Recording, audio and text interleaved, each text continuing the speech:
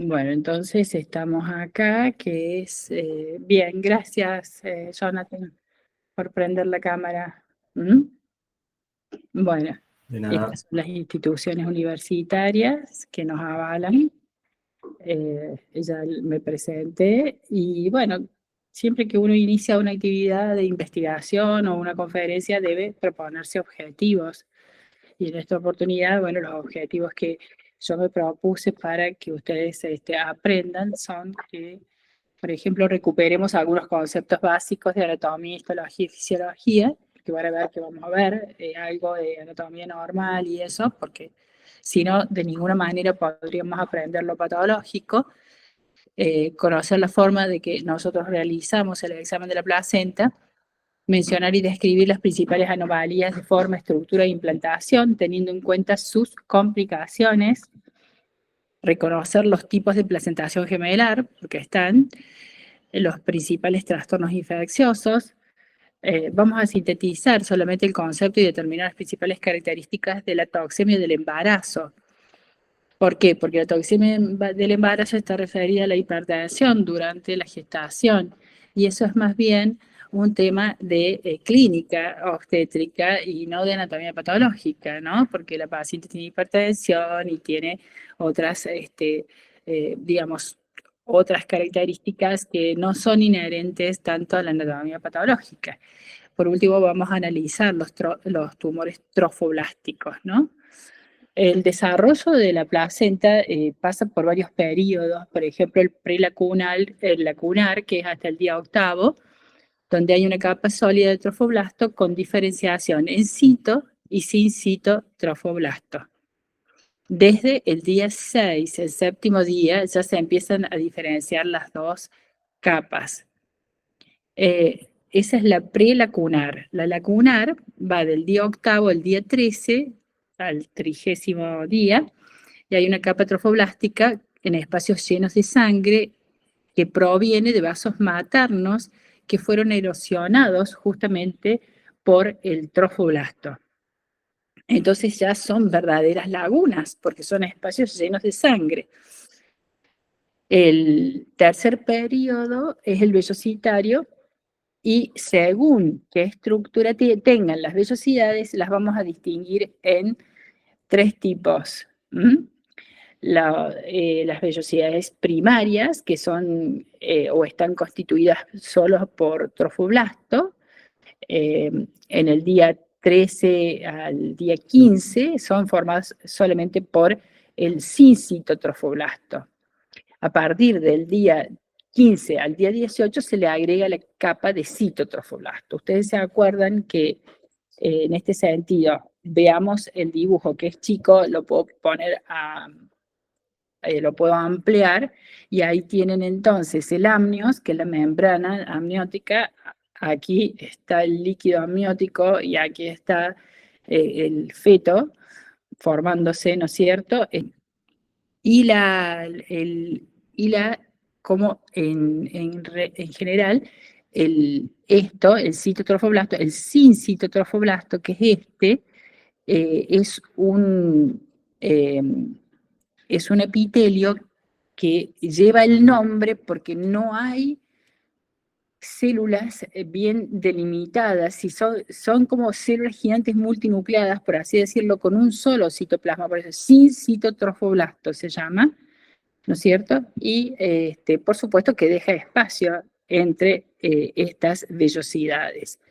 Se forman lagunas, efectivamente. Las vellosidades secundarias tienen un eje de tejido mesenquimal o tejido conectivo. Si ustedes se fijan aquí, día 18, día 21, estos son islotes de vasos, ¿no es cierto? El amnios, como dijimos recién, y esto de tejido conectivo se va introduciendo en la vellosidad. Nuevamente tenemos citotrofoblasto por dentro con una sola capa y por fuera el sin citotrofoblasto.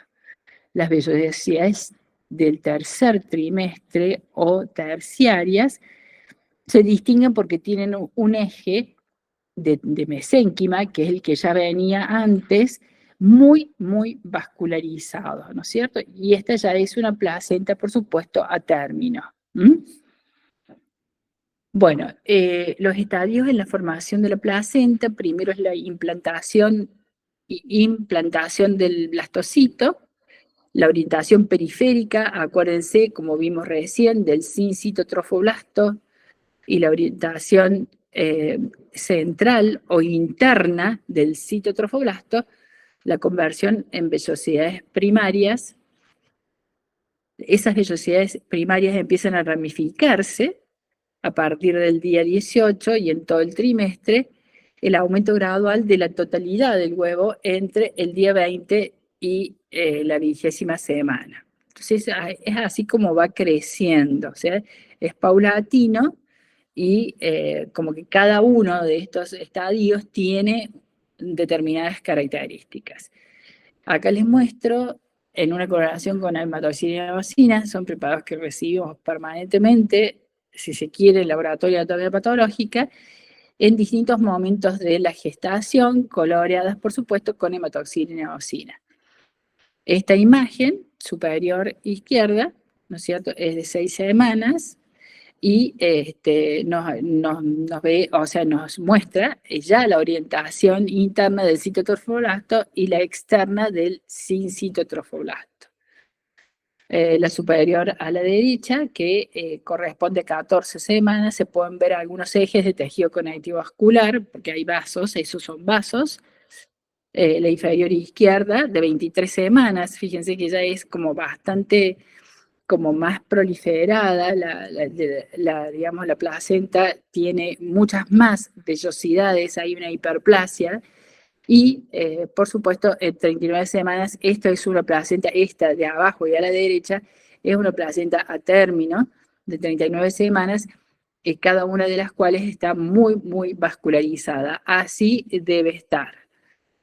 Bueno, a mayor aumento, también una placenta a término. Esto es el interior de la vellosidad placentaria, recubierta por esta capa de trofoblasto, por dentro el cito y por fuera el sincitotrofoblasto, que es esto que ven ustedes acá, que no tiene digamos, un límite bien preciso. Lo mismo acá, se pueden ver a mayor aumento, lo que pasa es que, a ver, va la primera pregunta. ¿Qué les parece a ustedes esto? Esto que se ve aquí. Esto que se ve aquí, ¿qué les parece que es? No, no sé qué. No, sí, sí, o sea, es acá donde se pueden equivocar, digamos. Acá miren, acá también se ven. eh, ok, muy Los bien. Sí, glóbulos rojos, profe. bien, ¿y por Glóbulos qué? rojos. Bien, bien, ¿y están nucleados o no?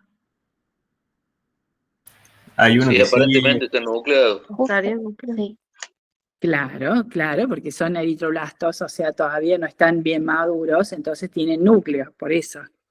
Claro, claro. Este es el interior de una vellosidad. Voy a repetir 1000 veces para que les quede bien la diferencia entre el cito por dentro y el sin cito por fuera. Y aquí estoy señalando unas células de Hofbauer, que son células que están ahí. Y antes como que no se le daba tanta trascendencia. Ahora se sabe que cumple funciones hormonales, ¿no? Y también fagocíticas. Así que es importante que las reconozcamos. Bueno, esta es una placenta normal. Se las presento y nosotros en los protocolos de las piezas quirúrgicas, cuando llega una placenta, que llega todos los días al servicio de anatomía patológica, nosotros decimos torta placentaria, así como ustedes escuchan, torta placentaria, que mide, porque hay placentas normales y hay placentas anormales, que mide tanto por tanto. ¿Cuánto es la medida normal de una placenta? 18 por 3 centímetros de espesor, 18 de diámetro. ¿Cuánto pesa normalmente la placenta? La pesamos, de hecho, me puede medir eso y puede pesar aproximadamente 500, 600 gramos aproximadamente. Puede ser algunas un poco más, otras un poco menos, pero ese es el peso real. hay una cara que es esta. ¿Cuál es esta cara? Materna. Fetal. La Fetal. cara, claro, la cara fetal, donde va inserto el cordón umbilical.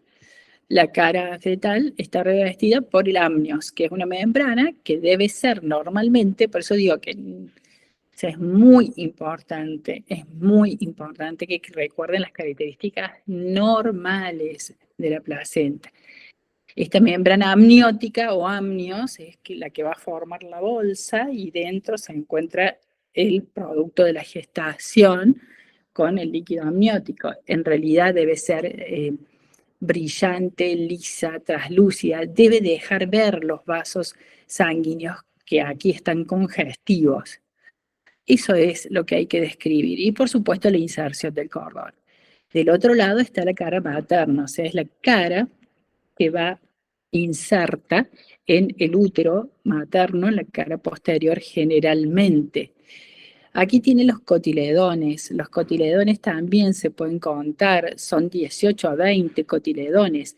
¿Por qué es importante hacer el conteo si se quiere? ¿Por qué? Porque si faltan cotiledones significa que específicamente pudo haberse quedado alguno ahí en el útero, entonces eso genera una infección postparto que puede ser o puede llegar a ser grave cuando quedan restos de la placenta insertos en el útero.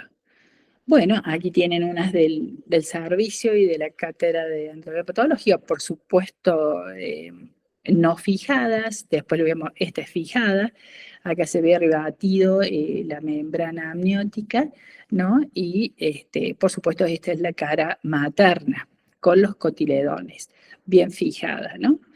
Bueno, hay factores de riesgo que fueron publicados ya hace un tiempo para el aumento o la disminución del peso de la placenta y los factores implicados han variado, ¿no? Entre ellos se habla de la hipertensión arterial que estuvo asociada, por ejemplo, con bajo peso placentario, ¿no? Por ejemplo, si hablamos de diabetes gestacional, se la relacionó con un peso mayor de la placenta y así, ¿no? Entonces son factores de riesgo que han sido investigados para que incidan en el bajo peso o en el aumento del peso de la placenta. El estudio de superficie de corte, nosotros realizamos 2 cortes o secciones del cordón y 2 de membranas en el punto donde se ha roto la membrana, o sea, justo ahí, digamos, para no romper en otros sectores. Luego, mínimo 3 cortes de tejido placentario sin lesiones macroscópicas de diferentes áreas, ¿no es cierto? Sin lesiones, evitando las periféricas, que son las más vulnerables a deteriorarse, digamos, y bloques adicionales que tengan las lesiones macroscópicas que estamos detectándolas, observándolas fehacientemente, pero sí se recomienda que la interfase también sea incluida con el tejido normal, o sea, que haya tejido patológico, la interfase y el tejido normal para poder establecer comparaciones. ¿Me van siguiendo hasta allí? Sí, profe. Sí. Sí, profesor. Ok, de acuerdo. Bueno, las placentas gemelares, nosotros tenemos, esto no es tan complicado, la fertilización de 2 óvulos, entonces estamos hablando de disigóticos, y la división de un solo óvulo fertilizado es monocigótico. Esta placenta, por decirlo, monocoriónica, monoamniótica, da como resultado gemelos idénticos, porque hay un solo saco amniótico, embrionario, ¿no? Y un solo corio. Después nosotros podemos tener monocoriónica diamniótica. Efectivamente hay un tabique que separa perfectamente bien los dos sacos embrionarios. Puede ser dicoriónica diamniótica, pero fusionadas, ¿no? Fusionadas aquí, y diamniótica y dicoriónica, pero separadas, directamente los dos, bien separadas, con todo, cada uno tiene lo suyo. Tiene su membrana amniótica, tiene su corión. Profe, Sí, en el caso de este último sí. tipo, ¿los cotiledones son más? Pues, ¿Son? son más de 18, 20, como dijo los cotiledones. ¿Son más Claro, cotiledones? que puede ser, sí, que de cada uno, claro, no es que cada uno va a tener 18 o 20, pero en total, si contamos el de uno y el de otro, son más, digamos, no es que van a ser 40, pero en total son más. Recordemos que en general los bebés estos nacen como con un poco menor de peso, no porque tengan ninguna patología, sino porque realmente, por lógica, estos bebés no llegan a tener un crecimiento de 4 kilos cada uno. No, ¿entienden lo que les digo? Pero sí, tienen mayor número de cotiledones. ¿Estamos? Sí, gracias, profe. Bueno, ahí tienen una con un tabique bien dividido, que esto es dicoriónica o bicoriónica, es exactamente lo mismo, está bien fijada. Bueno, como siempre y en todos los órganos, nosotros tenemos trastornos inflamatorios, infecciosos, tumorales y circulatorios. Los circulatorios que involucran a la placenta son los infartos. Infartos, bueno, no vamos a repasar ahora porque hay mucho contenido para ver, pero pues, también hay un hematoma intraplacentario y también se describe entre los trastornos circulatorios el desprendimiento prematuro de la placenta normalmente inserta, porque puede haber desprendimiento de placenta en una placenta previa, pero acá el abruptio placentae, que es una situación de emergencia que puede correr riesgo la vida de la paciente, la placenta está normalmente inserta y no se sabe cuál es el motivo por el cual se desprende y produce una hemorragia grave del tercer trimestre. Estos son áreas de infartos, que son infartos blancos o anémicos, ¿no? Por obstrucciones arteriales fundamentalmente. Y esto, bueno, una placenta cortada longitudinalmente, donde se puede ver un área de color blanquecino, triangular, ¿no es cierto?, que corresponde también a una sola área. Acá hay varias áreas de infarto. Por supuesto que esto puede repercutir en el feto, como vamos a ver más adelante. El estudio histopatológico del material nos muestra vasos sanguíneos trombosados. Acá no se ve la luz prácticamente. Está totalmente obstruida la luz. Aquí hay focos de calcificación, por ejemplo. Ustedes recuerdan la calcificación distrófica, que era ¿cuál?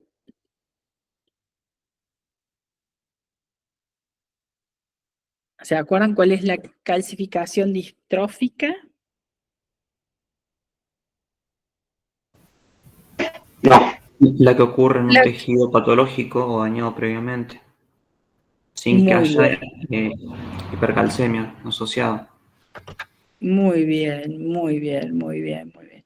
Claro, exactamente. Es justamente estamos hablando de la calcificación en tejidos, o sea, el depósito de calcio en tejidos lesionados o necrosados, como bien dijeron, a diferencia de la calcificación, ¿cuál?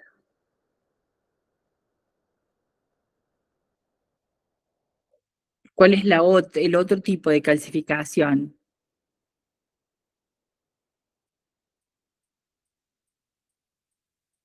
¿Lo dijeron ustedes y yo no lo escuché o no lo dijeron? La metastásica, Metastásica. ¿Y esa con qué tiene que ver?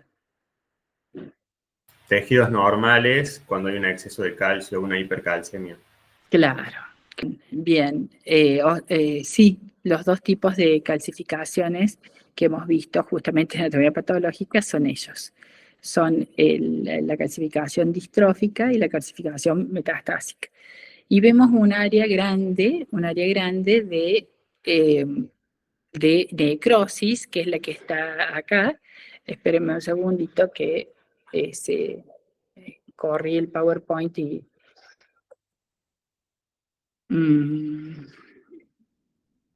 de placenta. Bueno, entonces ya les muestro el área de...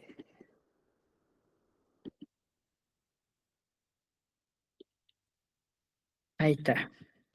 De necrosis. Vuelvo a presentar ahora. Bien. Bueno, esto, acá está. Y acá estamos con el área de necrosis, que es esta. Fíjense cómo se ve esa área del infarto, donde se ven como estructuras tipo fantasmas, sin núcleos casi, diríamos. Esta es la zona necrosada del infarto, ¿no?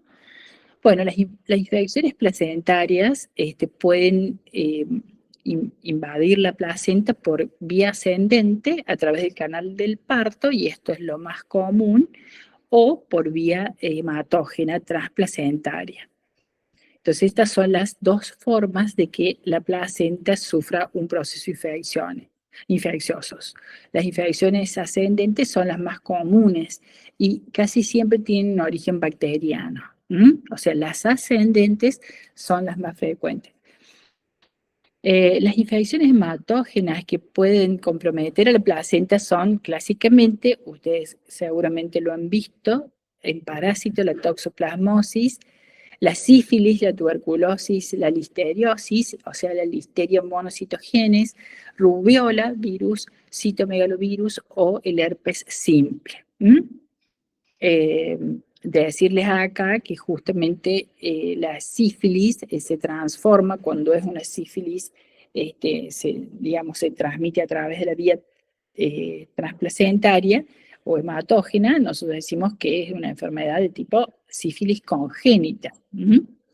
Bueno, corioamnionitis se llama el proceso por el cual se produce una inflamación, a veces asociada con infección, de varias estructuras como las vamos a ver ahora, que es justamente aguda de las membranas placentarias, tiene un origen infeccioso, o sea que se acompaña de la infección del contenido amniótico.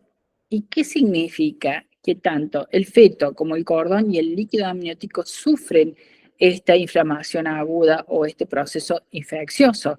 Amnios y corion, todas las estructuras están comprometidas, el cordón también. O sea, aquí vemos, ¿ven? O sea, esto siempre es bueno comparar con una placenta normal. Esta es la placenta normal, como la vimos hace un rato, la torta placentaria en su cara fetal. Esta es una placenta justamente que tiene un proceso inflamatorio agudo, que es una corioamnionitis aguda. El colorido es francamente patológico, hay congestión del cordón, pero además la membrana se ha tornado opaca, no es transparente, está engrosada, literal, no es brillante y tiene un colorido blanco, blanquecino, amarillento, verdoso, que es característica de la infección más bien purulenta. Esto es verde, verdoso también, en una infección transmitida por vía ascendente y por la sangre también, dando como resultado una corioamnionitis aguda.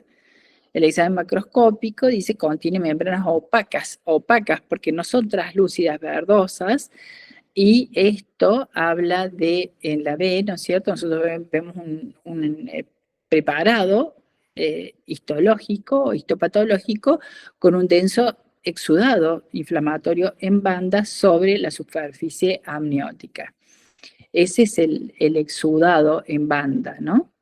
Luego, bueno, la imagen, la última imagen a la derecha muestra una intervellositis necrotizante, o sea, entre las vellosidades existe esta gran cantidad de infiltrado inflamatorio y esto ha sido debido a una listeriosis.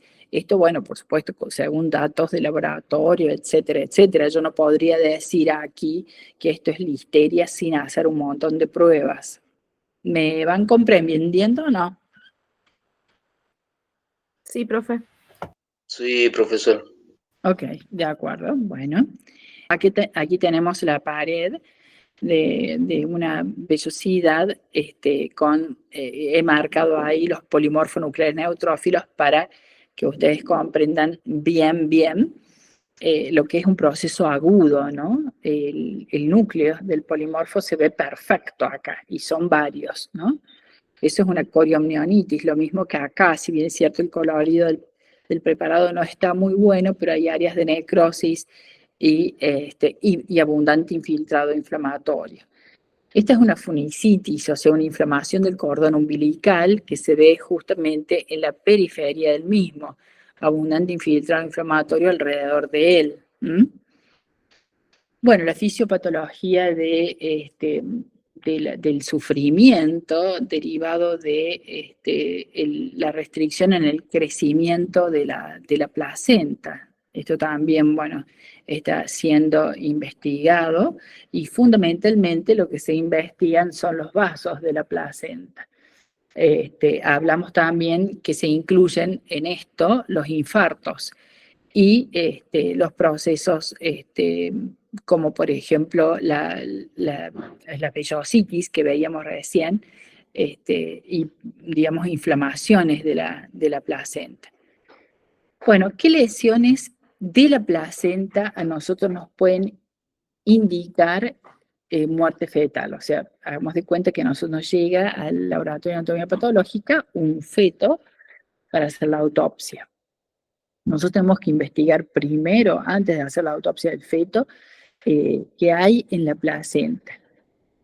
Y algunas lesiones nos deben llamar la atención o nos pueden indicar, son sospechosas, entonces hay que unirla a otras cuestiones que tienen que ver con los antecedentes maternos y sumar a estos. Un infarto, por ejemplo, nos puede hablar muy a favor de lo que ha sufrido el feto. La funicitis, que les mostré recién, la inflamación del cordón umbilical, las calcificaciones excesivas, que también las vimos, la coriomnionitis, la proliferación del trofoblasto, que vamos a ver más adelante, alteraciones vasculares y la fibrina intervellositaria. Todo esto todos estos acontecimientos nos pueden hablar a favor de la muerte fetal. Como les dije, esto es solamente mencionar que la preeclampsia es un síndrome, y ustedes saben bien a esta altura de la carrera que es el conjunto de síntomas y signos sistémicos que se caracteriza por una disfunción del endotelio de los vasos maternos. Se manifiesta clínicamente por hipertensión arterial, también lo deben haber visto en obstetricia, edema y proteinuria durante el embarazo exclusivamente. La patogenia, o sea, esta que yo decía cuando ustedes seguramente los que estuvieron en la cátedra saben que yo insisto mucho en la patogenia, o sea, en la secuencia de acontecimientos que se suceden desde el estímulo inicial hasta la manifestación final de la enfermedad. En este caso, el estímulo inicial puede ser una disfunción del endotelio, difusa, vasoconstricción, hipermeabilidad vascular aumentada. Todo esto, digamos, va secuenciándose hasta que la manifestación final de la enfermedad es la hipertensión arterial durante el embarazo. La eclampsia es otra historia, ¿no? Que es la que anuncia que hay lesión del sistema nervioso central y por lo tanto puede que nosotros tengamos convulsiones y eventualmente coma. Es una situación gravísima que hay que evitar bajo todo punto de vista.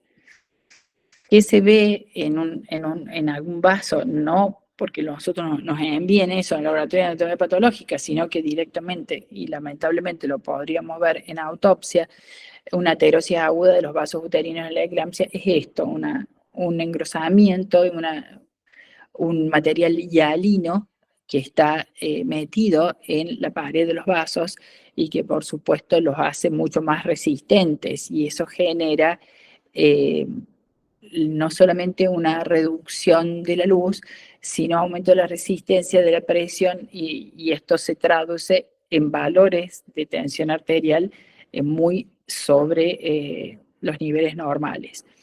Acá ven ustedes esto, ¿no? Como se ha engrosado la pared de esta arteriola o de esta, y se ha disminuido significativamente la luz de estos vasos. ¿Lo pueden ver?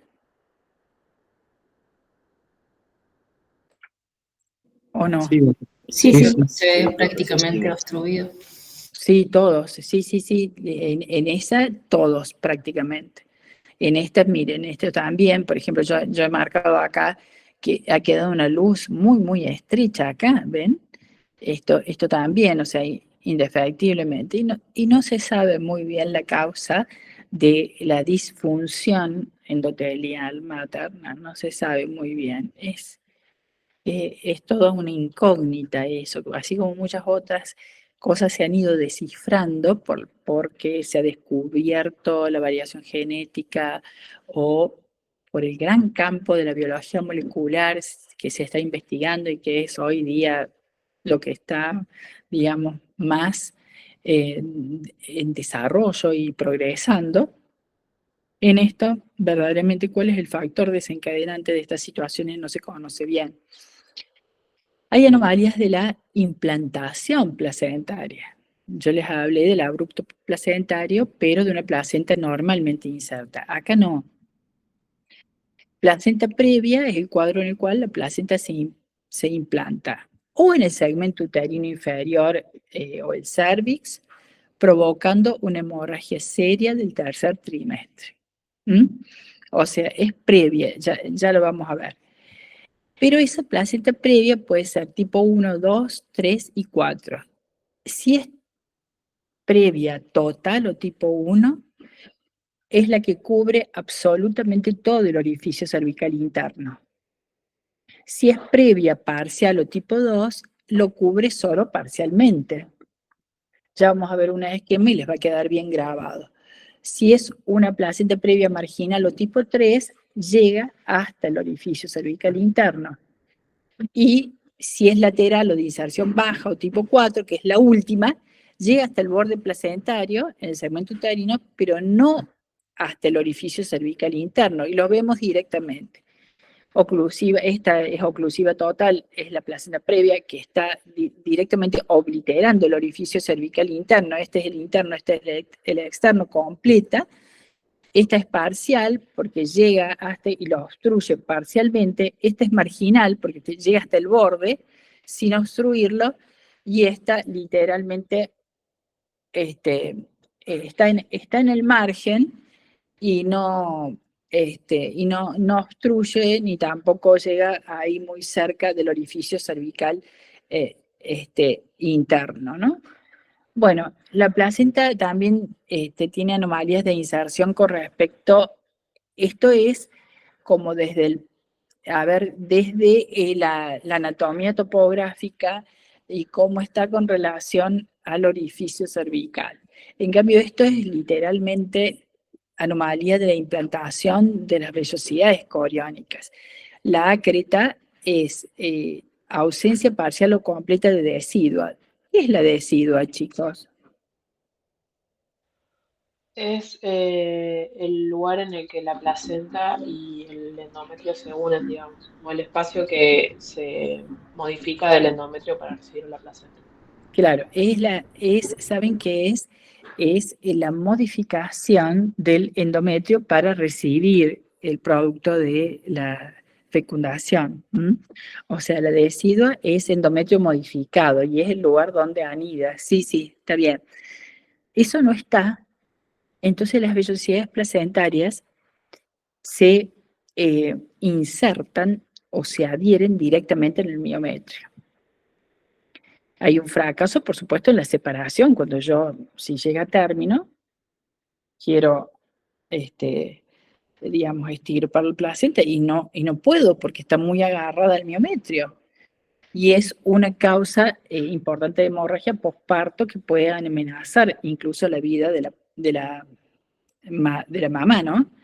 Esto es un caso que se vio en un instituto, no voy a decir donde se puede ver bien, la pieza la tenemos en el servicio y en la cátedra, donde se puede ver incluso esto, el útero grávido, el istmo, el cuello del útero, y todas estas vellosidades insertas directamente en el miometrio. Acá también, ¿no? Esto es el miometrio y estas son las vellosidades insertándose allí en el miometrio, músculo liso. Anomalías de inserción placentaria, que además de la ácreta existe la íncreta, que todas las vellosidades directamente están en el interior del miometrio. No es que están al inicio, sino que lo atraviesan. Y la percreta directamente llega hasta la serosa uterina, llegan las vellosidades. Bueno, ahora hay una serie de términos que, bueno, se llaman así, con esta terminología, un poco más compleja, pero que uno, digamos, con el hábito ya lo va como incorporando. Es la placenta circunvallata, que significa la inserción completa o parcial de las membranas fetales en el disco placentario, o sea, bien en el disco, pero lejos del margen periférico. Ahora lo vemos. Esa es la circunvallata. Acá la tienen, ¿no? O sea, este es un cordón fibroso. No hay repercusión clínica de esto, lejos del margen periférico. Circunvallata. No tiene significado clínico. El amnios nodoso es otra historia, porque justamente estamos en la membrana amniótica y ella se ve llena de pequeños gránulos que se adhieren a la superficie amniótica de la placenta. Esta sí tiene repercusión clínica porque se asocia a agenesia renal, oligohidramnios e hipoplasia pulmonar. ¿Qué es la agenesia? La falta de formación. Bueno, ¿y qué diferencia hay con la aplasia, por ejemplo? La aplasia de del desarrollo.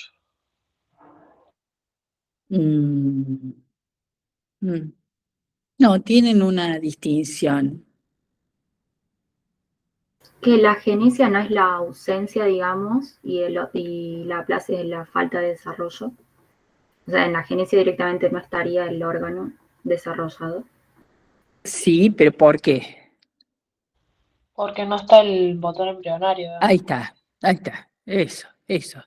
En la agenesia justamente no se desarrolla, pero no está ni siquiera el botón embrionario. Eso es, sí. Bueno, aquí tienen el amnios nodoso, fíjense, son estos de color pardo más claro, ligeramente sobrelevado, que están difusamente distribuidos por toda la superficie amniótica. Lóbulo accesorio también se llama subsensuriata, la placenta. Esta es de la cátedra del servicio. Aquí tiene la placenta, la inserción del cordón, el amnios y el lóbulo accesorio, ¿no? Que sí unido ahí, esto también, ¿no? Acá sí unido mediante vasos sanguíneos. Bueno, las malformaciones del cordón umbilical son, por ejemplo, la inserción velamentosa y efectivamente, como ustedes estarán pensando, el cordón se inserta dentro de las membranas fetales más que sobre el disco. Entonces hace como si fuera un velero, ¿no? Puede que esté ausente la arteria umbilical. Acá tenemos uno bien periférico, pero suele ser incluso más periférico. Puede tener una inserción central, paracentral, raquetoide o velamentosa, ¿no? Esta ven que ya está bien periférico acá, tipo raquetoide. No, pero algunas no tienen repercusión. Al corte, el cordón umbilical, ¿qué tiene? ¿Dos arterias y una vena o tiene dos venas y una arteria? Dos venas y una arteria. No, tiene dos arterias y una vena, ¿no? ¿Cómo es? Sería una vena. Dos arterias y una vena. Bueno, y el cordón umbilical, digamos, tiene, rodeando esos vasos, ¿qué tiene? La gelatina de Wharton, ¿no es cierto? Puede haber anomalías en esos sentidos, o sea, que falten estos vasos. o falte uno o los tres. Bueno, circular del cordón también es algo que puede ocurrir, simple, doble. Por supuesto que esto se previene con controles, etc. Evidentemente acá no se pudo, y fíjense el desarrollo del bebé total y absolutamente normal.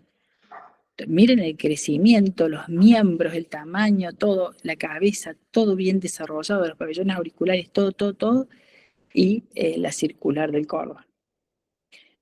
Bueno, entramos en el gran capítulo de los tumores de la placenta. Y dentro de los tumores placentarios figura uno como benigno, que se suele ver que es el corangioma, que es literalmente un hemangioma de la placenta. Y dentro de los malignos, rarísimos, el melanoma, como metastásico, ¿no? Metastásico, no primario. El corangioma, bueno, son hemangiomas, como les dije recién, de la placenta, 1 de cada 100, o sea que no es tan infrecuente, son bastante bien delimitados, de color rojo púrpura, y es una proliferación de una red capilar, ¿no? Anastomosada. Acá tienen entonces uno que esto es tomado de una revista chilena de patología, donde se puede ver la cara fetal, y acá sobrelevada una lesión, y aquí el corte, esta es la lesión, ¿no? El cordón umbilical. Igual aquí se puede ver una cápsula que divide las áreas de las vellosidades con las áreas de la proliferación vascular. Puede haber sangre, etc. Bueno, hay distintas clasificaciones de la enfermedad trofoblástica gestacional. Ustedes van a ver muchas, realmente muchas. Pero vamos a empezar por las molas. La mola hidatidiforme, que puede ser completa o parcial. Desde ya les digo que la completa es esa que no tiene partes fetales, y la parcial sí tiene. O sea, la completa es como que toda la placenta se ha transformado en mola hidatidiforme. Ahora después nosotros ya tenemos directamente neoplasias trofoblásticas gestacionales, la mola invasora, el coriocarcinoma, y estos últimos dos que fueron descritos muy recientemente y que son extremadamente raros y no los vamos a describir. Bueno, la mola, la patología o la enfermedad trofoblástica gestacional benigna puede tener la mola hidatidiforme completa y parcial, porque en realidad la mola, si bien es cierto, puede ser un precursor de una neoplasia maligna, no es maligna, pero el antecedente de haber tenido mola es un factor de riesgo para el desarrollo de neoplasias malignas de la placenta, como son o como es el coriocarcinoma. Y maligna puede ser no metastásica y metastásica. A su vez puede ser la maligna de buen pronóstico, con bajo riesgo, o la ausencia de factores de riesgo, y mal pronóstico con alto riesgo, y a su vez la presencia de factores de riesgo.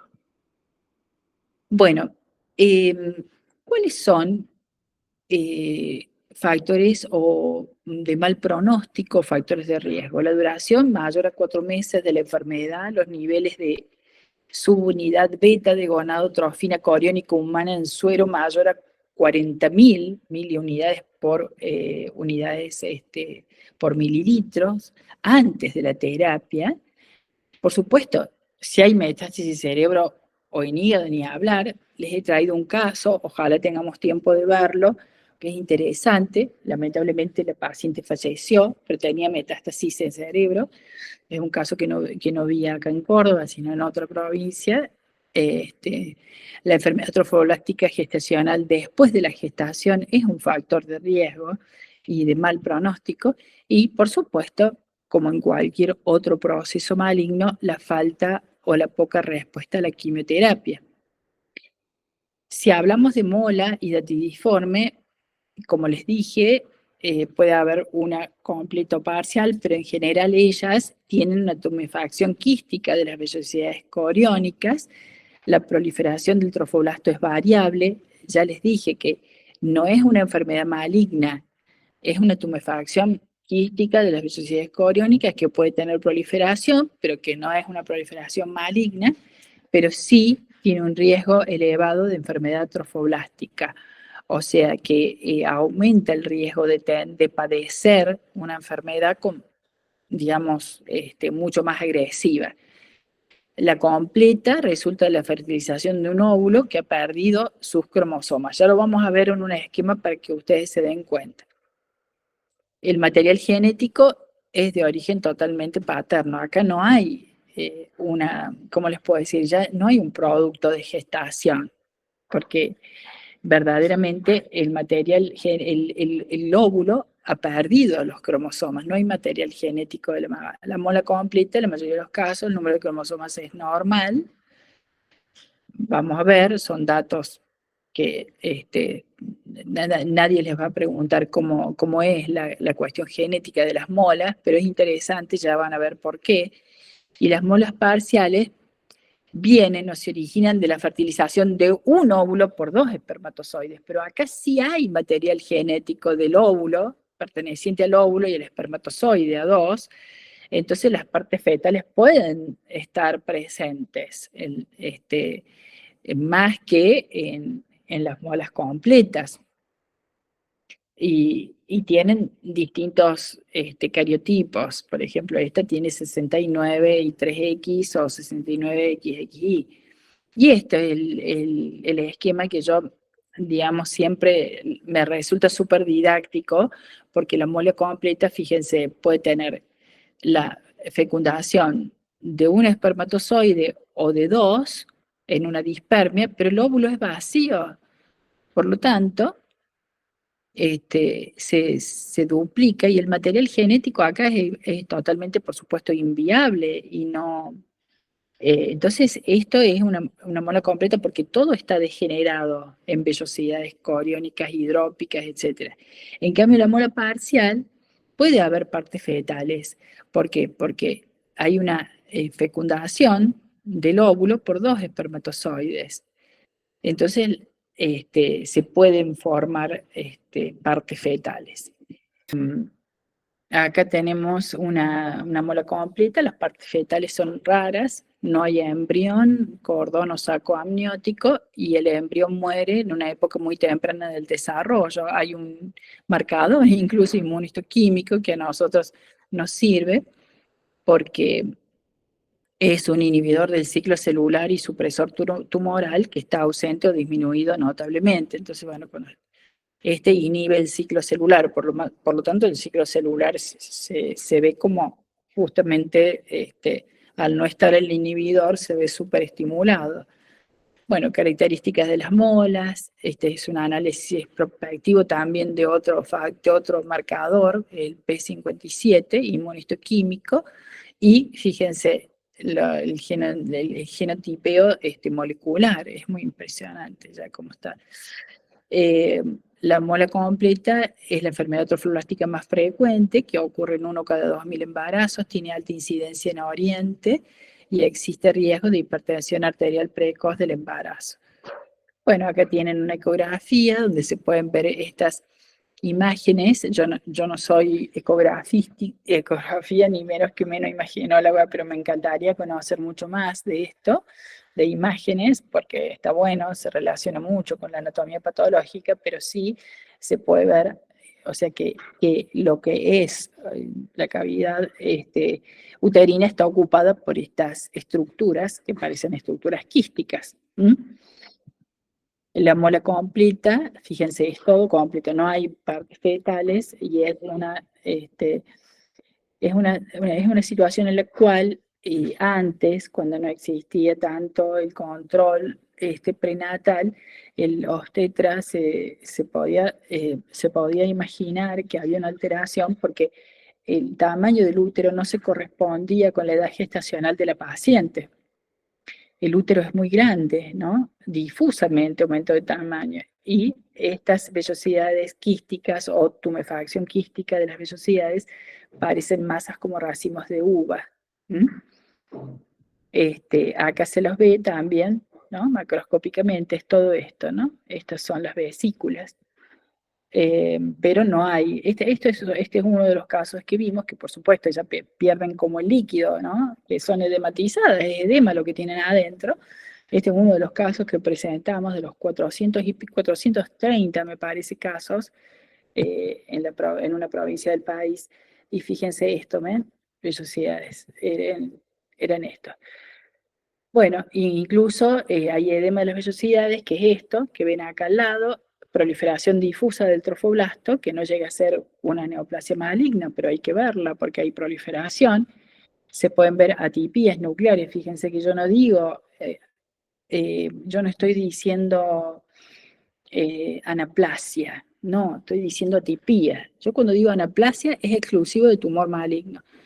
Vellosidades que tienen una estroma de canales dilatados, ya los vamos a ver, los canales que se llaman cisternas, y no tienen vasos sanguíneos estas vellosidades, son de contornos muy irregulares sin vasos. Estas son las cisternas, este es un caso también de los que vimos, acá hay cierta proliferación del trofoblasto, el edema, y estos como tubos o cisternas que se forman allí por el edema. Igual acá ven esto, y esto es el trofoblasto, en algunos casos, no muy proliferado tampoco, pero ven acá, este es el edema de las vellosidades, y acá el sincitotrofoblasto que se ve como con múltiples núcleos. La mola parcial, fíjense, el útero rara vez está aumenta de tamaño, la hipertensión no es común de ver, y la elevación de gonadotropina es menor. Acá se ven partes fetales porque es parcial, efectivamente. Y aquí tienen la imagen del ultrasonido, donde se pueden ver las vellosidades, estas hidrópicas, y esta es la extremidad cefálica del feto que efectivamente es parcial. Igual acá es una histerectomía con mola, y fíjense acá se ve por transparencia los miembros del feto. Acá se ven las vellosidades hidrópicas más, que ya dice, entre las vellosidades alteradas en la mola parcial hay vellosidades normales, edema y formación de cisternas, brotes de trofoblasto, que puede haber proliferación focal del trofoblasto, pero hay escasas atipías, o sea, es mucho más benévola la mola parcial. Bueno, les muestro porque tengo muchas fotos, pero esto es lo que podemos ver, vellosidades hidrópicas, y las cisternas, lo que marque ahí con la flecha, esta es ligera proliferación con cierto grado de atipía, sí, y esto realmente asusta. Bueno, la mola invasora ya es un tumor, digamos, es una proliferación neoplásica, donde la mola penetra e incluso perfora la pared uterina, hay invasión del miometrio por vellosidades coriónicas y hidrópicas, existe proliferación del sitio y del sincitotrofoblasto, y para confirmarlo yo necesito la pieza quirúrgica completa. El problema es que esta mola, al penetrar tanto en el útero, puede producir embolias en sitios a distancia. Puede haber hemorragia vaginal, y el agrandamiento del útero es irregular. Podemos constatar una elevación persistente de la subunidad beta de gonadotrofina coriónica. Esa es la mola invasora. Se puede llegar al diagnóstico solamente con la pieza completa de histerectomía. Y bueno, y para ir finalizando, nosotros tenemos el tumor, digamos que es el más representativo desde el punto de vista de los tumores malignos de la placenta, que es el coriocarcinoma, que por supuesto ustedes también lo han visto en testículos y lo han visto en ovarios, ¿no? Pero bueno, originalmente es un tumor de la placenta, que puede estar también en órganos genitales. Es el tumor maligno metastatizante trofoblástico, que está constituido por nidos de cito y sin sitio trofoblasto indiferenciado anaplásico, y que produce grandes cantidades de subunidad beta de gonadotrofina coriónica. Es una neoplasia maligna de células trofoblásticas, que puede originarse de un embarazo previamente normal o anormal.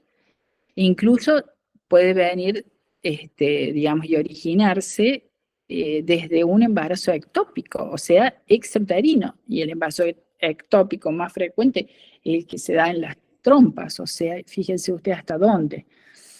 Entonces, la etiología, por así decirlo, o los factores de riesgo son, en el 50% de los casos, un embarazo que ha sido molar. Post-aborto, ya sea espontáneo o provocado, en un 25%, posparto en un 20% y desde un embarazo ectópico un porcentaje bajo como el 5%. Por supuesto que el coriocarcinoma es la forma más agresiva de enfermedad trofoblástica gestacional. La mayoría de los casos ocurren después de una mola hidatidiforme completa. Después de eso, o sea que es un factor de riesgo importante para el desarrollo de este tumor maligno. ¿Cómo se ve macroscópicamente? El tumor primario es pequeño. Fíjense ustedes, ya les voy a mostrar el caso, que vi el caso de uno de los casos que vi, pero es como, no parece tan malo, ¿no? Es una masa blanda, pero sí de color rojo bien oscuro, hemorrágica, y puede tener nódulos tumorales satélites así redondeados. Bueno, aquí esto es de una revista también chilena, donde se puede ver una gran masa tumoral en el útero.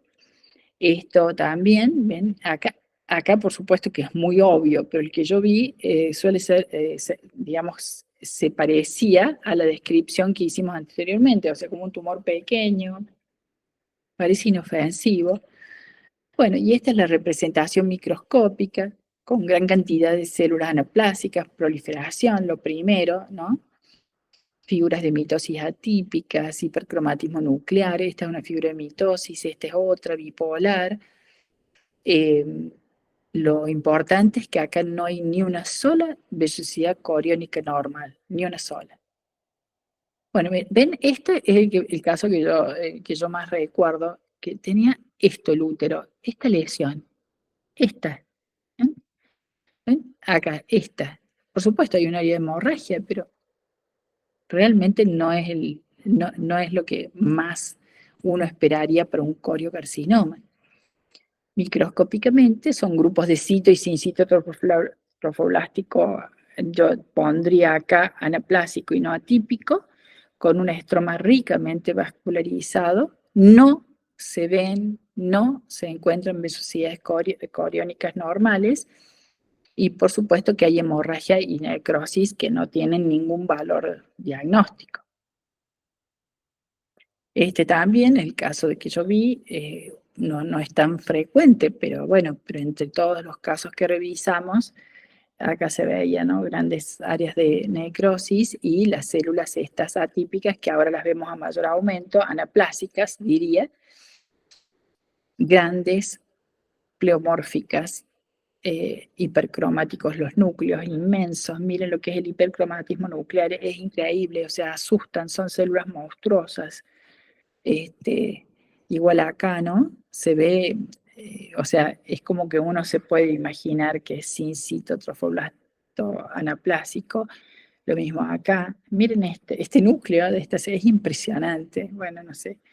La inmunistoquímica que nosotros usamos, por supuesto, es fundamentalmente para anticuerpos como para la hormona coriónica, queratinas, y también se usa el anticuerpo lactógeno placentario humano. El antígeno carcino embrionario no es específico. El coriocarcinoma se caracteriza por invadir con rapidez, de producir amplias metástasis, pero responde bastante bien a la quimioterapia. La historia natural del coriocarcinoma se caracteriza por el desarrollo de metástasis hematógenas. Acuérdense que en patología nosotros les enseñábamos que es un carcinoma, pero que da metástasis por vía hemática o hematógena. ¿Se acuerdan? Sí. ¿El resto está o ya se han ido? Sí, acá estamos, profe. ¿Dónde estamos? Estamos, profe. Ah, bueno. Sí, estamos. Ok. Bueno, ¿dónde da metástasis? En pulmón, en cerebro, en hígado, en riñón, intestino. O sea, y esto es lo que realmente yo no sé bien, pero según datos confiables, es uno de los grandes éxitos en la evolución de la oncología médica, parece el coriocarcinoma. No sé qué drogas se usan, y como les dije, tuve una experiencia fea con uno o dos casos que vi en mi vida, ¿no? Bueno, ¿cuáles son los factores pronósticos según la Organización Mundial de la Salud para la enfermedad trofoblástica gestacional? La edad materna, el tamaño del tumor primario, ¿no? El número de metástasis que yo he identificado, los antecedentes gestacionales, claro, si hubo una mola previa o no, la cantidad y el dosaje de la subunidad beta, el sitio de las metástasis, porque no es lo mismo una metástasis en pulmón, en intestino, que en cerebro, y la quimioterapia. ¿Mm? Y esto es un caso clínico que les voy a mostrar rápidamente de la zona de donde yo hice el estudio grande, no hace mucho tiempo. Claro, derivada del interior a la capital, 31 años. Bueno, miren cómo había subido esto y tenía una rotura esplénica grado 3. Bueno, la paciente, esto es la rotura del vaso y este es el tumor que encontramos, un coriocarcinoma, ¿no? Sigamos, porque no voy a mostrar todo, tengo muchas más fotos. Miren la monstruosidad de los elementos celulares, ¿no? La anaplasia y el pleomorfismo. Hicimos inmunohistoquímica y lo que más positivo nos dio, intensamente positivo, fue la gonadotrofina coriónica. Esto confirma y nos hace a nosotros firmar con tranquilidad el diagnóstico, ¿no? Este es el índice de proliferación celular, el Ki-67, que fue altísimo, porque casi todas están en mitosis. Y esto es una tomografía de la misma paciente que reveló una masa tumoral en región parito-occipital derecha y hemorragia perilesional, que era una metástasis en el cerebro que tenía la paciente, pobre. Allá se ve, acá se ve, impresionante.